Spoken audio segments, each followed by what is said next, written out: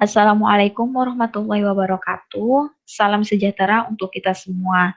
Kami, mahasiswa dari program studi Statistika Universitas Airlangga, akan mempresentasikan bab 1 dari proposal PKM yang telah kami buat dengan judul Analisis Hubungan Tingkat Pendidikan dan Tingkat Ekonomi Masyarakat Kota Surabaya terhadap Aksesibilitas BPJS menggunakan tabel kontingensi B kali K kali L sebagai pemenuhan tugas mata kuliah metode penelitian.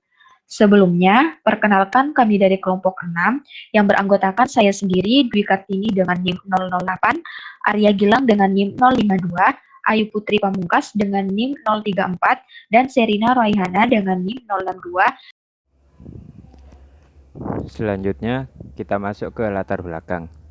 Setiap orang memiliki resiko jatuh sakit dan membutuhkan biaya cukup besar ketika berobat ke rumah sakit. Terlebih jika sakit yang dideritanya merupakan penyakit yang kronis atau tergolong berat. Untuk memberikan keringanan biaya, pemerintah mengeluarkan program JKN, Jaminan Kesehatan Nasional. Program pelayanan kesehatan yang merata dan tidak diskriminatif diatur dalam Undang-Undang Nomor 40 Tahun 2004 tentang Sistem Jaminan Sosial Nasional. Pada tahun 2014, seluruh anggota asuransi kesehatan (Askes), Jaminan Kesehatan Masyarakat (Jamkesmas) maupun Jaminan Kesehatan Daerah (Jamkesda) berpindah menjadi keanggotaan dalam Badan Penyelenggaraan Jaminan Sosial BPJS Kesehatan. BPJS menurut UU SJSN adalah transformasi dari badan penyelenggara sosial yang sekarang telah berjalan dan dimungkinkan untuk membantu badan penyelenggara baru sesuai dengan dinamika perkembangan jaminan sosial. BPJS merupakan badan hukum publik yang bertanggung jawab langsung kepada Presiden dan memiliki tugas untuk menyelenggarakan jaminan kesehatan nasional bagi seluruh rakyat Indonesia. BPJS Kesehatan mencatat jumlah peserta mencapai 222,46 juta orang per 1 Desember 2020. Angka tersebut setara dengan 81,3% populasi di Indonesia.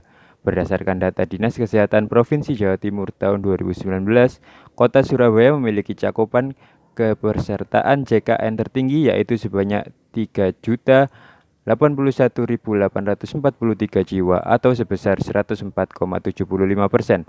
Hal ini menjadikan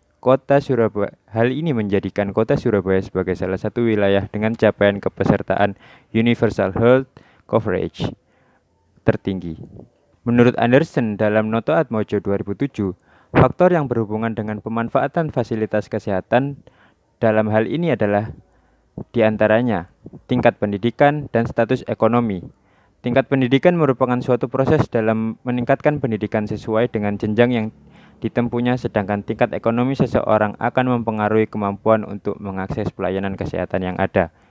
Oleh karena itu, tujuan utama dari disusunnya PKM ini untuk mengetahui apakah terdapat hubungan antara tingkat pendidikan dan tingkat ekonomi masyarakat Kota Surabaya terhadap aksesibilitas BPJS Kesehatan.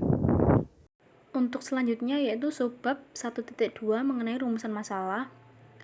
Dari latar belakang masalah yang telah dipaparkan di atas, diperoleh rumusan masalah sebagai berikut, yaitu yang pertama, bagaimana hubungan tingkat ekonomi dan tingkat pendidikan terhadap aksesibilitas BPJS Kesehatan pada masyarakat Kota Surabaya.